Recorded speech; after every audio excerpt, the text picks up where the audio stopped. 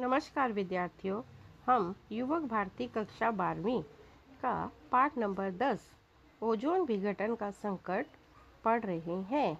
इस पाठ में लेखक कृष्ण कुमार मिश्र ने बताया है कि वर्तमान समय में ओजोन की परत में छेद होना अथवा परत को नुकसान पहुंचाना वास्तव में मनुष्य की स्वार्थ वृत्ति का ही परिणाम है।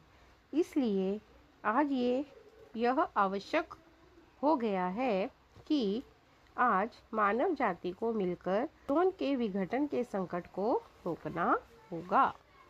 तो आज हम पढ़ेंगे पाठ का अगला भाग। सभ्यता के आदिम काल से यह छतरी जीव जंतुओं और पेड़ पौधों की रक्षा करती रही है और उसके तले सभ्यता फलती फूलती रही है। विकास की अंधी दौड़ में हमने संसाधन मतलब प्राकृतिक साधनों का अंधाधुंध होता है बहुत अधिक मात्रा में इस्तेमाल किया है। इस दौरान हमें इस बात का ध्यान प्रायः कम ही रहा है कि इसका दुष्प्रभाव क्या हो सकता है। आज परिणाम हम सबके सामने है। हमारे कारनामों से प्राकृतिक संतुलन चरमरा गया है। भूमंडल पर शायद ही ऐसी कोई चीज शेष हो जो हमारे क्रियाकलापों से प्रभावित ना हुई हो। स्पष्ट है ओजोन भी इसका अपवाद है। तो इस परिच्छेद में लेखक ने ओजोन को छतरी के नाम से भी पुकारा है, क्योंकि जिस तरह छतरी गर्मी सर्दी हर मौसम में हमारा और बरसात में हमारा बचाव करती है, उसी तरह वायुमंडल में स्थित ओजोन की परत हमें घातक किरणों से बचाती है। इसलिए इसे ओजोन छतरी के नाम से भी पुकारा जाता है। लेकिन सभ्यता के आदिम काल से यह छतरी जीव जंतुओं और पेड़ पौधों की रक्षा करती रही है। इस दौरान हमें इस बात का ध्यान प्रायः कम ही रहा कि इसका दुष्प्रभाव क्या हो सकता है। आज वही दुष्प्रभाव का परिणाम हमारे सामने है। शायद ही इस भूमि पर कोई ऐसी चीज शेष रही हो जो हमारे क्रियाकलापों से प्रभावित ना हुई हो। स्पष्ट है कि ओजोन भी इसका अपवाद नहीं है। तो अब हम आगे पढ़ेंगे कि ओजोन का विघटन क्यों और कैसे हो रहा है। जैसा कि हम जानते हैं, दैनिक जीवन में रोज के जीवन में कीटनाशक प्रसाधन सामग्री दवाएं रंग रोगन से लेकर प्रशीतक होता है फ्रिज और एयर कंडीशनिंग वगैरह में प्रशीतन का अहम स्थान है। प्रशीतन होता है ठंडक पहुंचाने वाला साधन। सन 1930 से पहले प्रशीतन के लिए अमोनिया और सल्फर डाइऑक्साइड गैस का इस्तेमाल होता था, लेकिन उनके इस्तेमाल में अनेक व्यवहारिक कठिनाइयाँ थी। उदाहरणतः ये गैसें तीक्ष्ण थी, तेज थी और मानव स्वास्थ्य के लिए हानिकारक थी। अंततः वैज्ञानिकों को एक अरसे से इनके उचित विकल्प का अर्थ होता है उपाय या साधन की तलाश थी जो इन कमियों से मुक्त हो। इस क्रम में 30 के दशक में थॉमस मिडले द्वारा क्लोरोफ्लोरोकार्बन CFC नामक यौगिक की खोज की गई। दो से यौगिक शब्द का अर्थ होता है दो या दो से अधिक। प्रशीतन के क्षेत्र में एक क्रांतिकारी उपलब्धि रही। अध्ययन में पाया जाता है कि रसायन सर्वोत्तम प्रशीतक हो सकते हैं, क्योंकि ये रंगहीन, गंधहीन, अक्रियाशील होने के साथ साथ अज्वलनशील भी थे। इस तरह ये आदर्श प्रशीतक सिद्ध हुए। इसके बाद तो प्रशीतन में CFC का इस्तेमाल चल निकला। प्रशीतन उद्योग में अमोनिया और सल्फर डाइऑक्साइड की जगह CFC ने ले ली। इसमें प्रशीतन प्रौद्योगिकी में एक क्रांति सी आ गई। तदंतर बड़े पैमाने पर CFC यौगिक का उत्पादन होने लगा और घरेलू कीटनाशक, प्रसाधन सामग्री, दवाएं, रंग रोगन से लेकर फ्रिज और एयर कंडीशन में इनका खूब इस्तेमाल होने लगा।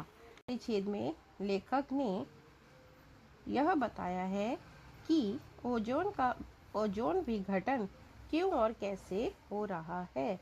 ये तो हम जानते ही हैं कि हमारे रोज़ के जीवन में कीटनाशक, दवाएं, रंग रोगन से लेकर फ्रिज और एयर कंडीशन का बहुत महत्वपूर्ण स्थान है।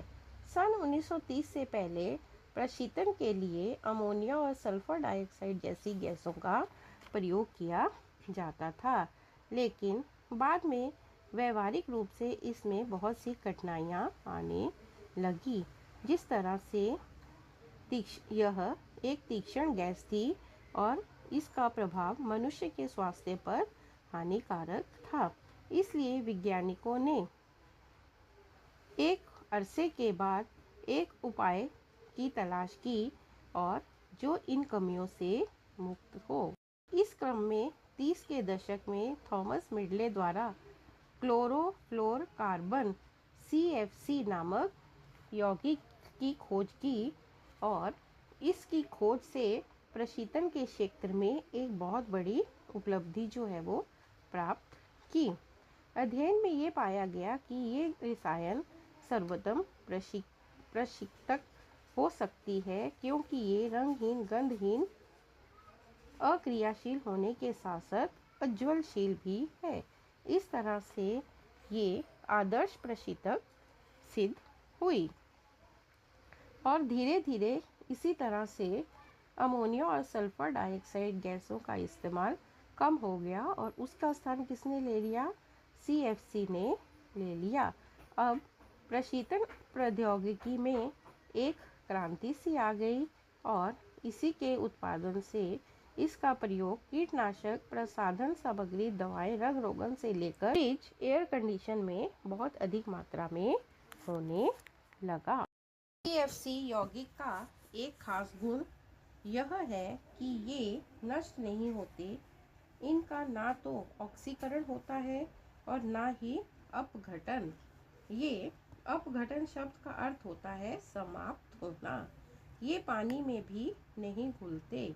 यह स्वाभाविक रूप से सवाल उठता है कि इस्तेमाल में आने वाले इन यौगिकों का आखिर होता क्या है। सबसे पहले एक अमेरिकी वैज्ञानिक FS रोलेट का ध्यान इस प्रश्न की ओर गया।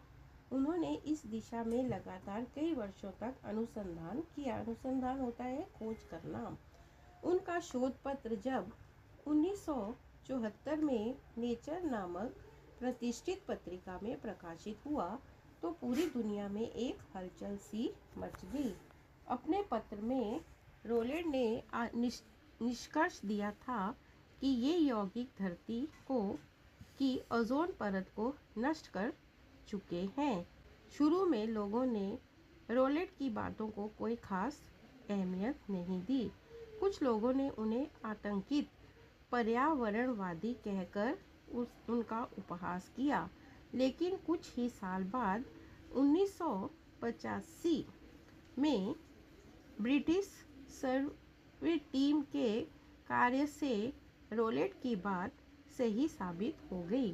टीम ने न केवल ओजोन विघटन की पुष्टि की बल्कि अध्ययन करके बताया कि दक्षिणी ध्रुव क्षेत्र में ओजोन की परत काफ़ी छिद चुकी है और उसकी वजह से वहाँ एक बड़ा छिद्र हो गया है। अमेरिकी उपग्रह निम्बस द्वारा भेजे गए चित्र से भी रोलेट की बात की पुष्टि हुई। ब्रिटिश टीम ने चेताया भी कि यदि बहुत जल्दी ओजोन विघटन को ना रोका गया तो ओजोन की परत के छिजने से आने वाली पराबैंगनी किरणों से धरती के तापमान में वृद्धि होगी तथा अनेकानेक तरह की त्वचा संबंधी व्याधियां फैलेंगी। त्वचा के कैंसर के रोगियों की संख्या लाखों में होगी। तो इस परिच्छेद में CFC यौगिक का खास गुण कौन कौन से हैं और ये किस तरह से नष्ट नहीं होते हैं, इसी विषय पर लेखक ने हमारा ध्यान दिलाया है। सबसे पहले लेखक का कहना है कि CFC यौगिकी का सबसे खास गुण ये है कि वे नष्ट नहीं होते। इनका ना तो ऑक्सीकरण होता है और ना ही ये समाप्त होते हैं। ये पानी में भी नहीं घुलते हैं और यह स्वाभाविक रूप से सवाल उठता है कि इस्तेमाल में आने वाले इन यौगिकों का आखिर होता क्या है। सबसे पहले एक अमेरिकी वैज्ञानिक ने इस प्रश्न की ओर ध्यान दिया और इस दिशा पर लगातार कई वर्षों तक खोज की। जब उनका यह शोध पत्र नेचर और प्रतिष्ठित पत्रिका में प्रकाशित हुआ तो पूरी दुनिया में जैसे हलचल सी मच गई। यौगिक धरती की ओजोन परत को नष्ट कर चुके हैं, इन्होंने यह बात स्पष्ट की थी, लेकिन लोग इनकी बात से सहमत नहीं हुए और बहुत से लोगों ने इस पर बहुत से वाद विवाद जो है वो किए। लेकिन बाद में कुछ सालों के पश्चात सन 1985 ईस्वी में ब्रिटिश सर्वे टीम के कार्यों से रॉलेट की बात क्या हुई, सही साबित हुई और फिर बाद में उन्होंने यह स्पष्ट किया कि अमेरिकी उपग्रह निबस द्वारा भेजे गए चित्र से भी रॉलेट की बात क्या हुई, पुष्टि हुई। ब्रिटिश टीम ने यह जताया कि यदि जल्दी ओजोन विघटन को ना रोका गया तो ओजोन की परत से छिजने से आने वाली पराबैंगनी किरणें धरती के तापमान में वृद्धि होगी और इससे बहुत सी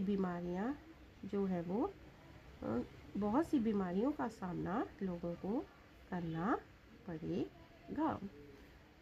अब हम अगले परिच्छेद की ओर बढ़ते हैं। CFC रसायन चूंकि हवा से हल्के होते हैं, अतः इस्तेमाल में आने के बाद मुक्त होकर ये सीधे वातावरण में ऊंचाई पर चले जाते हैं। वायुमंडल में ऊपर तक पहुंचने पर ये यौगिक पराबैंगनी किरणों के संपर्क में आते हैं, जहां इनका प्रकाश अपघटन होता है। फोटोलिसिस से क्लोरीन मुक्त मूलक पैदा होते हैं। क्लोरीन से ये मूलक ओजोन से अभिक्रिया करके उसे ऑक्सीजन में बदल देते हैं। इस तरह ओजोन का ह्रास होने से ओजोन की परत धीरे धीरे छिजती जा रही है। वस्तुतः आज ओजोन छतरी का अस्तित्व ही संकट में पड़ गया है। जिस CFC को हम निष्क्रिय समझते हैं, निष्क्रिय होता है जैसे जो कोई कार्य ना करे, वह इतना सक्रिय है कि उसमें निकला एक क्लोरीन मुक्त मूलक ओजोन गैस के 1 लाख अणुओं को तोड़कर ऑक्सीजन में बदल देता है। ऐसा श्रृंखला अभिक्रिया के कारण होता है। यह है कि सन 1974 में पूरी दुनिया में CFC की खपत 9 लाख टन थी। फिर कई वर्षों के शोध से मालूम हुआ कि दक्षिणी ध्रुव के ऊपर मौजूद छिद्र आकार में बढ़ता जा रहा है। हाल के वर्षों में उत्तरी ध्रुव के ऊपर भी ओजोन के विघटन और ओजोन आवरण में छिद्र पाए जाने की सूचना मिली है, जो बेहद चिंतनीय है। अब CFC रसायन जो है वो हवा से भी बहुत हल्के होते हैं और इसी कारण से जब यह सीधे ऊंचाई पर चले जाते हैं तो वायुमंडल से ऊपर पहुंचने पर पराबैंगनी किरणों के संपर्क में आते हैं और इनका प्रकाश अपघटन होता है। फोटोलिसिस से क्लोरीन मुक्त मूलक पैदा होते हैं और इसी तरह ओजोन का ह्रास होने से ओजोन की परत धीरे धीरे छिजती सी जा रही है। आज ओजोन की छतरी का अस्तित्व जो है वो किसमें है, संकट में पड़ गया है। ओजोन छतरी का अस्तित्व संकट में पड़ता हुआ दिखाई दे रहा है और CFC को हम निष्क्रिय समझते हैं, लेकिन वह पूर्ण रूप से सक्रिय है। ओजोन गैस में 1 लाख अणुओं को तोड़कर ऑक्सीजन में बदल देते हैं। 1974 में पूरी दुनिया में CFC की खपत 9 लाख टन थी। पिछले कई वर्षों में शोध से यह मालूम पड़ता है कि दक्षिणी ध्रुव के ऊपर भी मौजूद छिद्र आकार में क्या होता जा रहा है, बढ़ता ही जा रहा है। ध्रुव के ऊपर भी ओजोन के विघटन और ओजोन आवरण में छिद्र पाए जाते हैं और यह विषय जो है वो बहुत चिंता का विषय जो है वो बना हुआ है। में लेखक ने यह स्पष्ट किया है कि विकास की दौड़ का हिस्सा बनकर हम सभी संसाधनों का अंधाधुंध इस्तेमाल कर रहे हैं। दैनिक जीवन में दवाएं, रंग रोगन, फ्रिज, एयर कंडीशन का बहुत महत्वपूर्ण स्थान है। पहले अमोनिया और सल्फर डाइऑक्साइड जैसी गैसों का इस्तेमाल किया जाता था, लेकिन ये गैसें बहुत तीक्ष्ण और मानव के लिए हानिकारक थी। इसलिए आगे चलकर CFC नामक यौगिक की खोज की गई, लेकिन बहुत पैमाने पर इसका उत्पादन होने लगा तथा घरेलू कीटनाशक, प्रसाधन सामग्री, दवाएं, रंग रोगन, यहाँ तक कि एयर कंडीशन में भी इसका खूब इस्तेमाल हुआ। बाद में 1974 में अमेरिका के एक वैज्ञानिक FS रॉलेट ने बताया कि CFC यौगिक धरती के ओजोन परत को नष्ट कर रहे हैं और इसी कारण से यह यौगिक इस्तेमाल में आने के बाद वायुमंडल में पराबैंगनी किरणों के संपर्क में आते हैं और इसी कारण से इसके कारण ओजोन आवरण में छिद्र पाए जाते हैं और यह सब देखकर यह विषय जो है वो बहुत चिंता का विषय बना हुआ है। अब इस विषय पर बहुत से विचार विमर्श जो है वो किए जा रहे हैं कि किस तरह से हमें ओजोन के इस होने वाली क्षति को रोकना होगा। आगे का शेष भाग हम अगले वीडियो में पढ़ेंगे। धन्यवाद।